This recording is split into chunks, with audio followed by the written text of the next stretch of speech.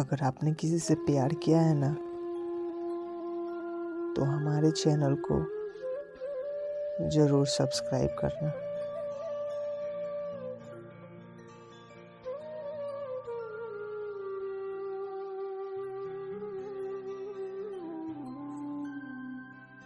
मेरा नाम अनुज है और मुझे पहला और शायद आखिरी प्यार 14 साल की उम्र में ही हो गया था।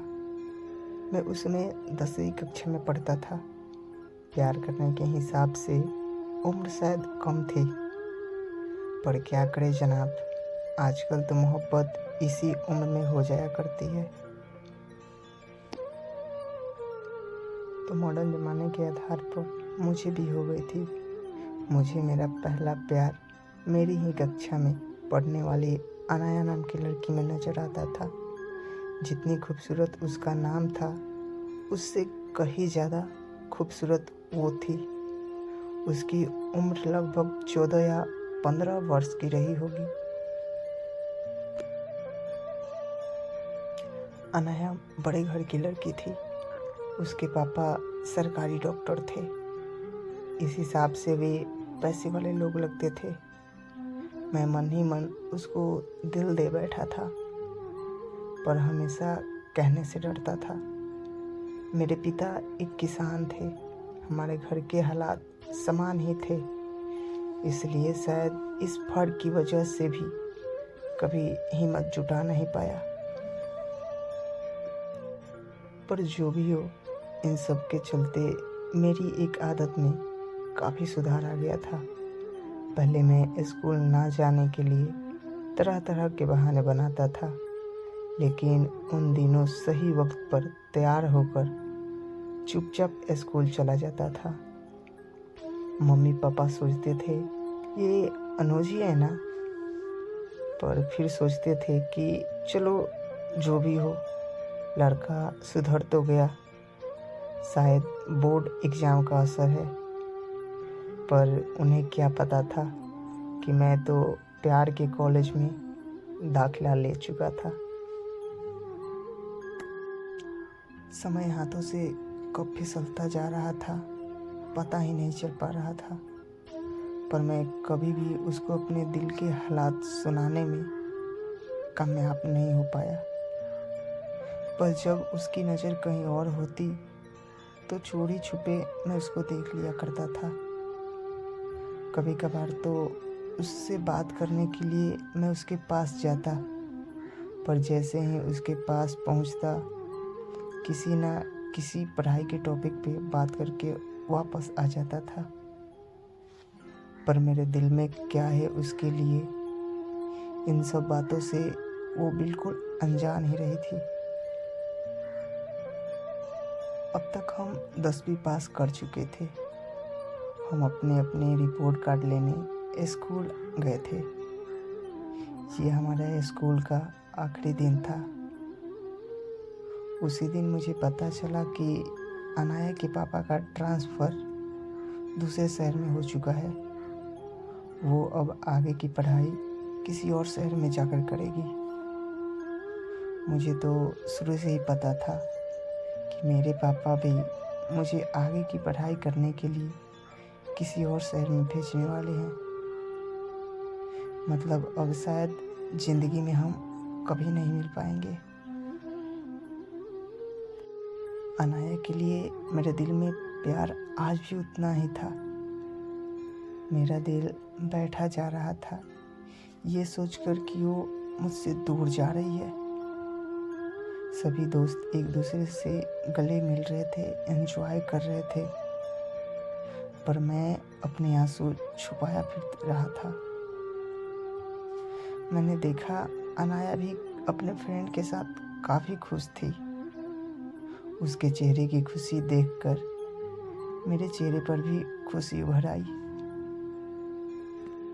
मैं एकांत सी जगह पर बैठा था। सभी लोगों से मिलने के बाद अनाया की नज़र मुझ पे गई, तो वो मुझसे भी मिलने के लिए आगे बढ़ी। उसको अपनी तरफ बढ़ता देख मैं सटाक से खड़ा हो गया। वो मेरे पास आई, हाथ आगे किया, मैंने भी अपना हाथ आगे किया। उसके बाद उसने क्या बोला मुझे सुनाई नहीं दिया, क्योंकि मैं उसके चेहरे को इतनी गौर से देख रहा था कि शायद जिंदगी भर के लिए मैं उसकी तस्वीर को अपनी आंखों में उतार लेना चाहता था। मुझे होश तब आया जब उसने अपना हाथ वापस खींचा और ना चाहते हुए भी मैंने उसका हाथ छोड़ा। उसके बाद बाय कहते हुए मुड़ के जाने लगी। जब वो मुड़ रही थी तो उसके गले में लटका हुआ आइडेंटिटी कार्ड जमीन पर गिर पड़ा। मैंने बिना एक सेकंड गवाए वे आइडेंटिटी कार्ड उठा लिया। उस कार्ड पर अनाया की फ़ोटो थी। मेरे मन में ख्याल ये था कि इस फ़ोटो को देखकर ही मैं अपनी यादें ताज़ी कर लिया करूँगा।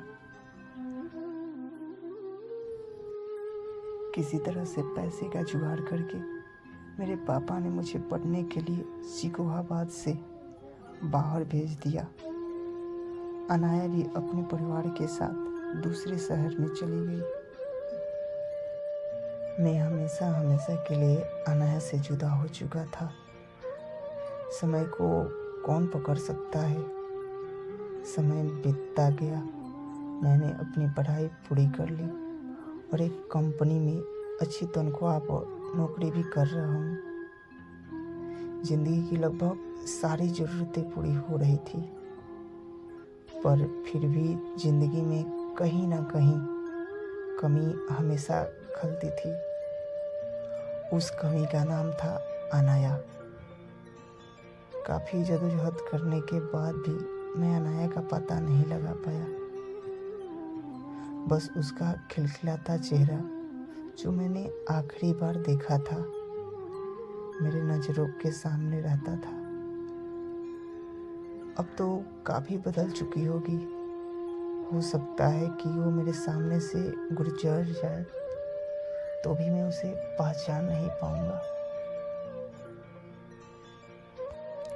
घर वालों ने काफ़ी जदोजहद के बाद एक सुंदर सी लड़की मेरी शादी के लिए तलाश ली। संयोगवश उस लड़की का नाम भी अनाया था। हमारी शादी हो गई। मैं अपनी पत्नी अनाया को जब भी उसके नाम से बुलाया करता था तो मुझे मेरी बचपन की अनाया की याद आ जाया करती थी।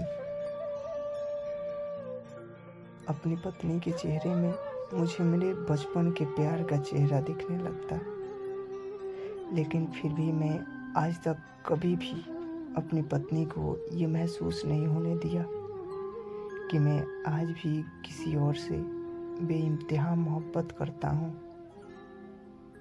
आखिर वो मेरे लिए अपना सब कुछ छोड़ के आई है, तो उसका हर तरह से ख्याल रखना मेरा फर्ज था। एक दिन की बात है, मैं अपनी बचपन की डायरी खोलकर बैठा ही था। उसमें से अनाया का आइडेंटिटी कार्ड निकल के ज़मीन पर गिर गया। उस पर लगी अनाया की तस्वीर को देखकर मैं अपनी आंखें गीली होने से ना रोक सका। मैंने अपने आंसू पोंछे ही थे कि तभी मेरी पत्नी अनाया एकदम से कमरे में आ गई। उसने मेरे हाथ में आइडेंटिटी कार्ड को देख लिया, जिसको मैं छुपाने की कोशिश कर रहा था। तभी उसने मेरे हाथ की तरफ इशारा करते हुए पूछा, ऐसा क्या है आपके हाथ में जो आप मुझसे छुपा रहे हैं? मैंने अपने लड़खड़ाहट हुए ज़बान से कहा, अरे नहीं, वो मेरे बचपन के दोस्त का आइडेंटिटी कार्ड है। ये कहते हुए मैंने आइडेंटिटी कार्ड डायरी में बंद कर दिया। मेरे इस तरह के व्यवहार से मेरी पत्नी की उत्सुकता और बढ़ गई। उसने बड़े ही प्यार से मुझसे कहा, लाइए, मुझे भी दिखाइए। इतना कहते हुए उसने डायरी मेरे हाथ से छीन ली। आइडेंटिटी कार्ड पर लगे फ़ोटो देखकर एकदम से बोल पड़ी, ये कौन है? मैंने कहा, अरे कोई नहीं, वो मेरे बचपन की दोस्त है।